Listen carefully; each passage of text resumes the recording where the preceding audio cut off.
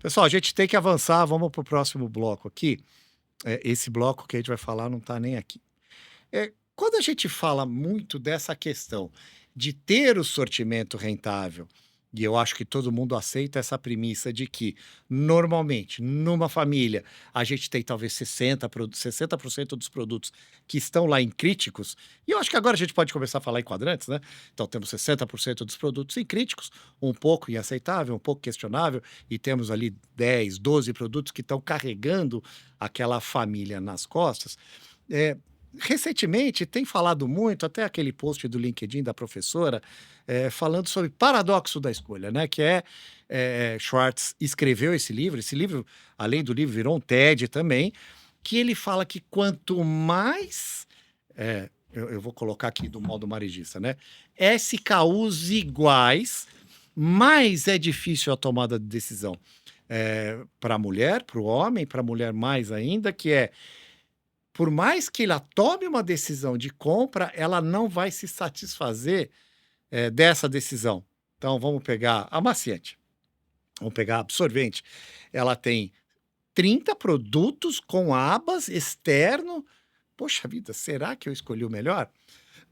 E aí a gente pode ter, nesse contexto, exatamente o que a gente está falando. Será que aquele que é performance, ele é performance e o crítico, ele poderia se tornar performance, talvez, com um trabalho um pouco melhor, porque eu estou faltando produtos com abas ou alguma outra coisa. Que a gente pode conversar aí sobre o paradoxo da escolha? Só, pessoal, para vocês entenderem, né, num dos podcasts que a gente participou, isso foi muito polêmico, né? Tem o pessoal que é mais da conveniência, tem o pessoal que é mais da questão da rentabilidade, e a gente não está falando nada disso.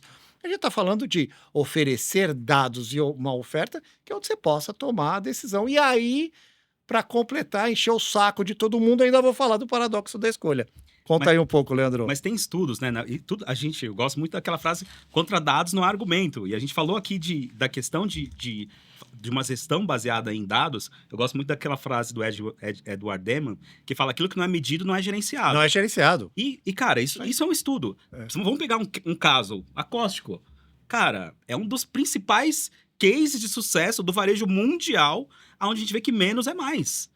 Não necessariamente eu preciso ter um mix muito amplo, muitos produtos. O que ela faz? Com poucos itens assertivos, ela tem uma experiência de compras extremamente diferenciada. Isso, né, por principais especialistas que visitam a NRF, passam por lá, falam, né, eu ainda quero visitá-la. Mas, cara, é um baita de um case. Por exemplo, a consultoria que eu faço trabalho hoje tinha quase 30 mil SKUs, como a gente estava falando. Hoje está em 26 e o faturamento continua aumentando. Cara, o que aconteceu com esses 4 mil SKUs? Era um peso que tinha ali Peso. somente atrapalhando. É. Então, é um dado que eu estou trabalhando hoje que mostra que dá para se fazer menos dá para se fazer mais resultado com menos sortimento. Tem que ter um mix assertivo. E isso tem muito a ver com posicionamento também. Essa rede é uma rede com mais de 50 anos que tem já um posicionamento definido em sortimento. Ah, eu vou nessa rede porque eu encontro tudo. E ok, o cliente não deixou de falar que ele não encontra tudo. Porque eram itens que realmente, você vê o quanto ele é irrelevante, porque a gente não teve nenhuma... A gente ouve muito cliente, faltou algum produto, tal, tal, tal. E não são produtos nem que... Nossa, não achei mais pro tal produto. Não. Você vê que são produtos que estavam realmente ali, somente pesando no mix, e ficou esse sortimento mais magro, ele tá ganhando mais velocidade, tá trazendo mais rentabilidade com menos itens. Então, como o caso da Costco, é um caso que eu tô vivendo hoje e que mostra que dá sim, né, para trabalhar com menos produtos e ser mais assertivo no sortimento. E não é porque ele não achou aquele produto, né? Vamos pegar aquele desodorante cremoso, o Herbíssimo, que deu uma sumida aí das gôndolas. Não é porque não tem o Herbíssimo na loja que vai perder o cliente, né? Vai, talvez, uma insatisfação aqui ou ali, mas ele vai continuar indo na sua loja, ele vai continuar com carinho para sua loja. Agora, não dá para satisfazer todo mundo e fazer compra de lotes econômicos de um produto que não vende. E são escolhas, né? São escolhas. Empresa familiar, às vezes, tem dessas coisas. É. O dono falou, o cliente não está encontrando aqui Nossa, cara, não era gaiola, mas era um produto que não é o core do negócio. E aí ele falou: a gente não vai ter esse produto. Não, a gente não vai ter, não é o nosso core, não é o nosso business, e tá tudo bem. Não vou conseguir agradar todo mundo e eu tenho que trazer isso pra minha realidade. Não dá pra agradar todo mundo. É um item que faz parte do meu business, ok de não tê-lo. Não tem problema nenhum. E você, André? Ó, Léo, o que eu vejo acho que a palavra é pragmatismo, tá? Ou seja, Eu gosto de falar com você por causa disso. Você não economiza, não.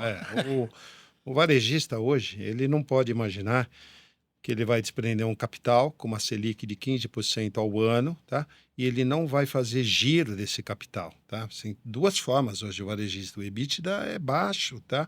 Então, ok, ele tem que rentabilizar em percentual, verdade, tá? Descobrir aquilo que ele vende mais, tá? Só que ele tem que girar aquele seu capital, tá? O acionista, o sócio, o dono lá, ele não quer aquele dinheiro ali sem girar, tá? Então, de que forma você consegue pegar aquela definição de sortimento, que é como se fosse ações, você investe, tá? Por exemplo, a gôndola, ela teria que ser quantificada, que cada metro quadrado daquele vale. Quanto que é o espaço desse metro quadrado para que esse produto esteja lá?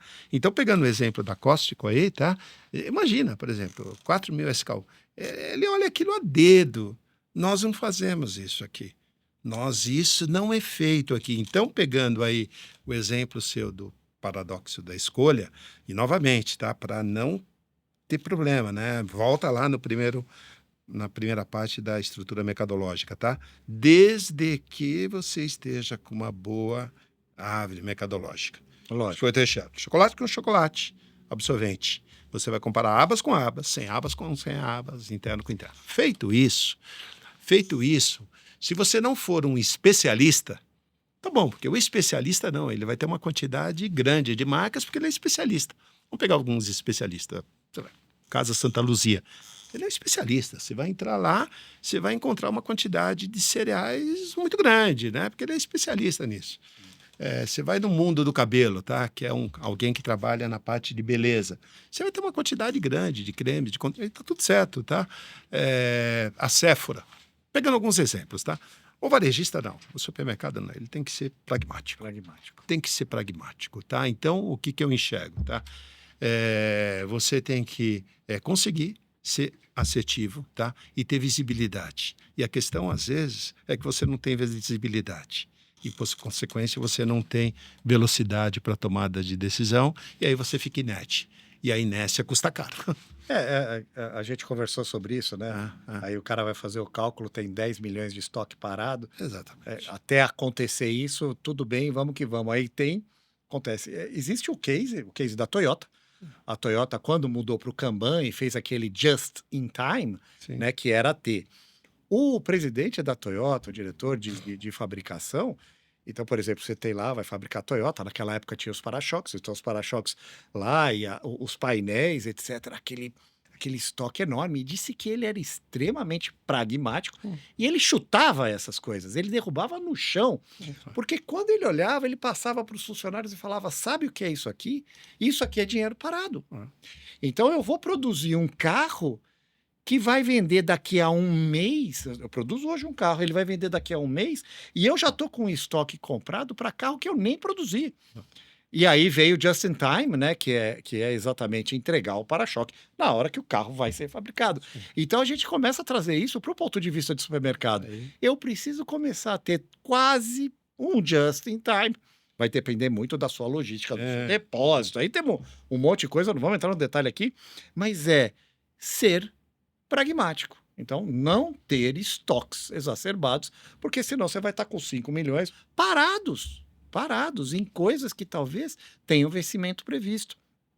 Aí vão pedir: Leandro, pelo amor de Deus, meu amigo, tô aqui, data do vencimento, aí já começa aquela curva do cash margin a diminuir. Pessoal, vamos para um último bloco aqui,